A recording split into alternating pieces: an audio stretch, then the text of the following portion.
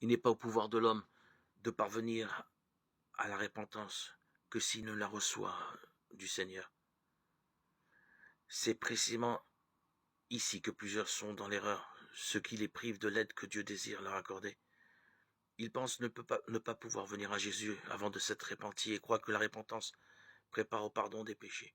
Il est vrai que la repentance précède le pardon, car seul un cœur humilié et contrit éprouve le besoin d'un sauveur. Et le pécheur croit attendre de s'être repenti avant de venir à Jésus. C'est ici qu'il est dans l'erreur. La nécessité de la repentance doit être relevée comme un obstacle entre le pécheur et son sauveur. Non.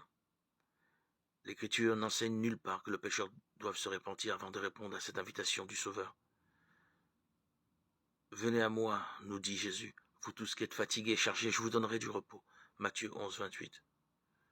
C'est une puissance émanant de Jésus qui nous donne la véritable repentance.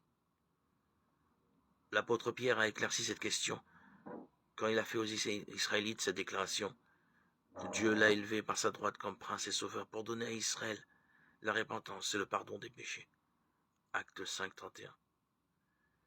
Il est tout aussi impossible de se repentir sans avoir la conscience réveillée par l'Esprit de Dieu que d'obtenir le pardon sans Jésus-Christ. Jésus-Christ est la source de tout bon sentiment. C'est lui seul qui peut me permettre et me mettre dans mon cœur l'horreur du péché. Chaque aspiration vers la vérité et la pureté, chaque conviction de mon péché est une preuve de l'influence du Saint-Esprit sur mon cœur. Jésus a dit, quand j'aurai été élevé de la terre, j'attirerai tous les hommes à moi. Jean 12, 32. Il faut qu'il soit révélé aux pécheurs comme le Sauveur mort pour les péchés du monde. Car c'est la contemplation du Fils de Dieu sur la croix du Calvaire qui commence à nous révéler le mystère de la rédemption. La bonté de Dieu qui y éclate nous amène à la repentance.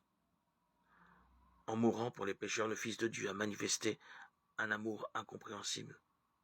Or, la contemplation de son amour touche le cœur, frappe l'esprit et brise toute résistance.